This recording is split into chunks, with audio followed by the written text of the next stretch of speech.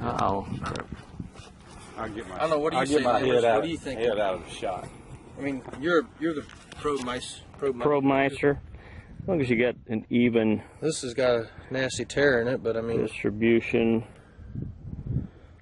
These are all evenly spaced. These look pretty good right here, actually. There. Let's go right here. Right there. That one gives you a little more space. Let me get out of the shadow so I can come over on this side.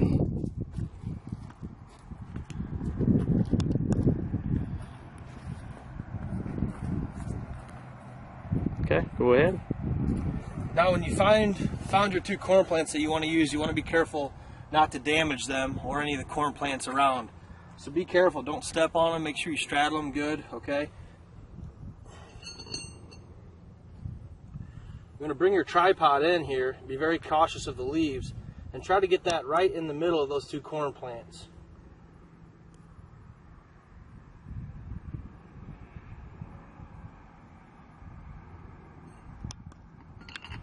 Then you can start by putting these screws in.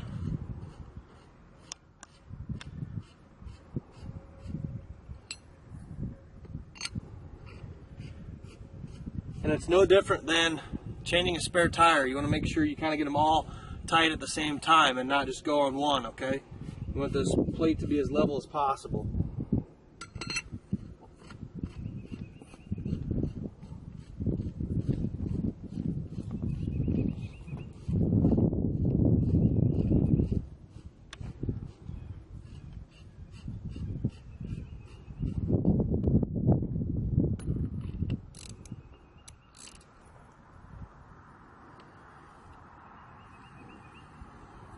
So should you do that by hand, or could you do it with a drill? Right now, with the tools we have, we're doing this by hand, but you can also get a 1/2-inch drive adapter for your drill. You can get them at Sears or on Amazon. They're just a couple bucks. I would definitely suggest that.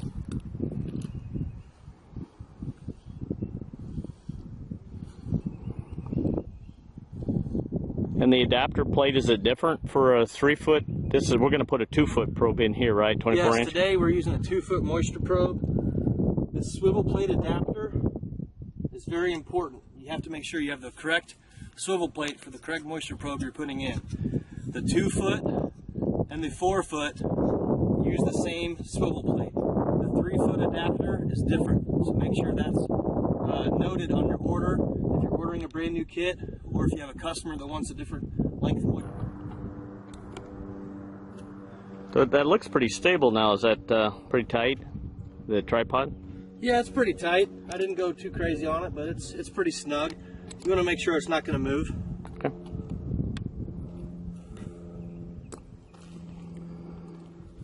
Okay, now we're ready to start augering the hole. Make sure your chuck is very tight on the auger itself. Okay, and I would leave it on the slowest setting, which is on this 18-volt DeWalt is setting number 1. And I'd make sure it's on the drill setting right here, okay?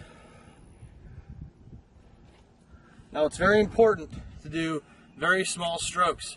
Go down a little bit, clear that hole out. Go down and clear it out, all right?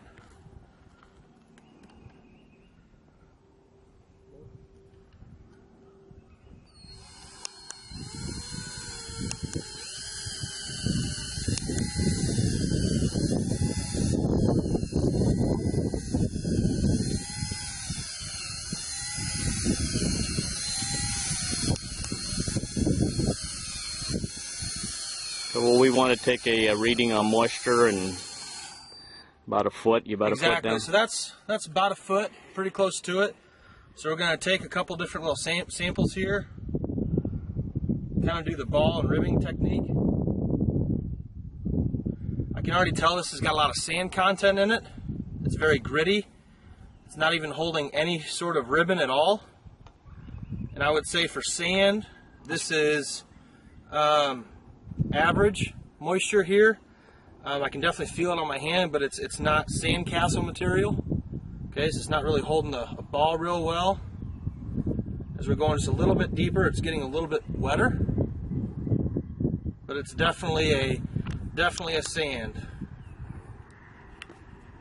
And then we'll have the Sergo data to overlay on this to determine that, but we can always go back and override that if we think the surgo date is wrong. Just want to make those short strokes, up and down, let the bit clear itself out.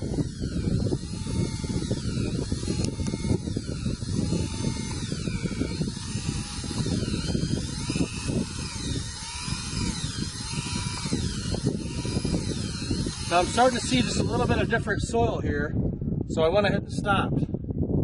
If you want to zoom in, you can see a little bit different texture of soil than just that sand. Almost looks like a little red clay type. That actually has more clay in it.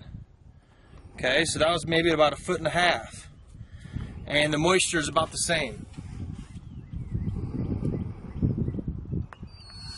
Did we expect a restrictive layer of anything down here, any kind of clay or anything like that, or should be sand most of the way down?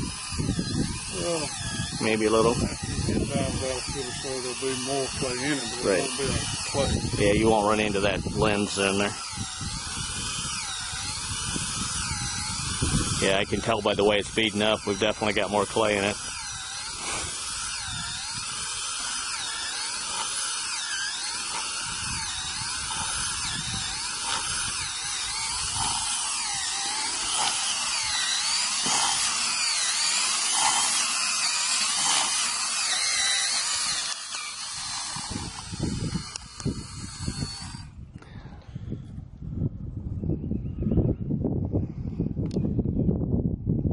Sandy clay, maybe.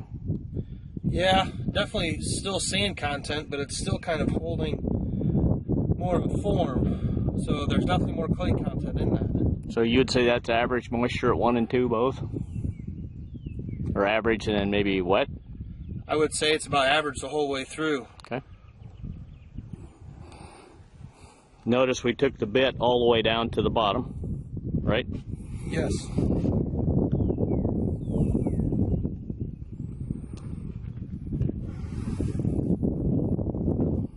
Now what we're going to do is very carefully remove some of the soil that's around here, okay? So we don't want to knock it back in the hole. Exactly.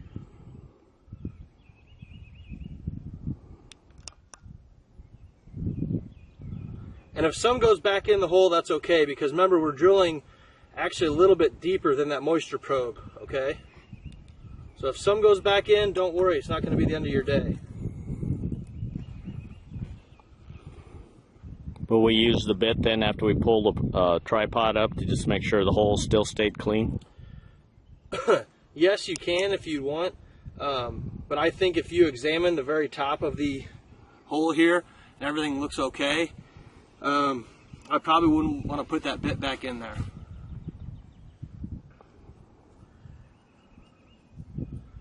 Okay, I feel pretty good about that hole right there. I'm going to go ahead and start removing these anchor bolts. Okay.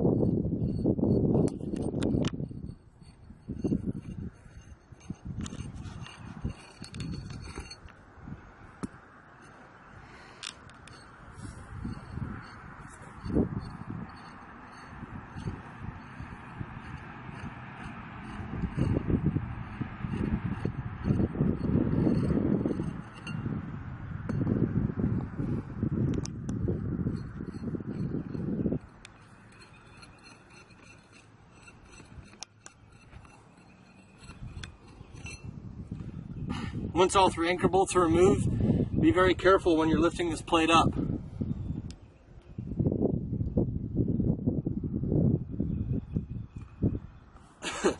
And as you can see there, because we use the tripod built for this moisture probe, we're left with a very, very clean, nice hole.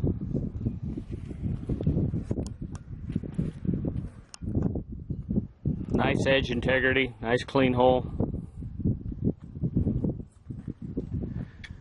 Now we just put a little bit of water on that moisture probe to help lubricate that hole. Okay, so when we're pushing it in, we get a nice, easy, smooth entrance. Okay.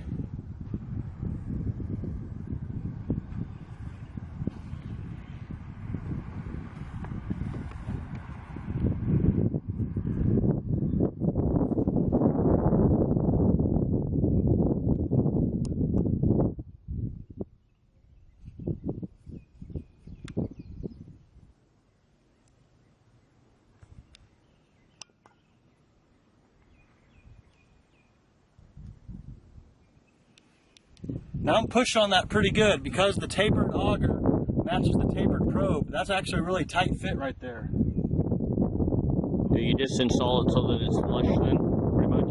That's what I do, yes. Go ahead and zoom in on that and tell me what you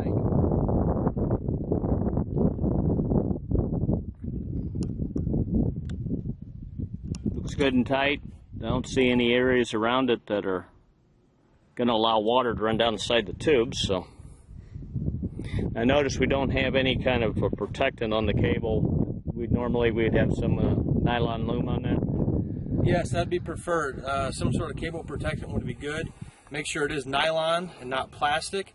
Plastic does hold the animal scent and actually will attract more rodents. So if you're going to use some sort of protectant, make sure it's made out of nylon. And to use some electrical tape, maybe around the head of it, wouldn't hurt either. Now, normally we'd go ahead and hook it up to the telemetry box, but we're not going to do that today. So we're just going to go ahead and pull this probe back out then. Sounds good to me. Okay.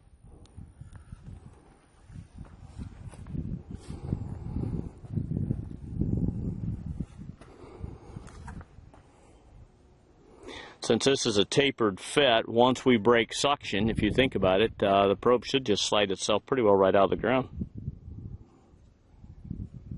Sheldon's going to dig around the probe so he can get his hands around it.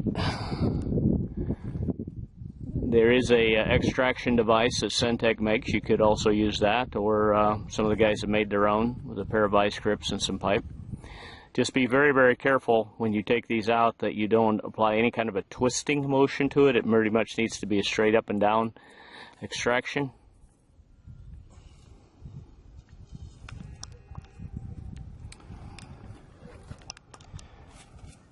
And because of the tapered fit,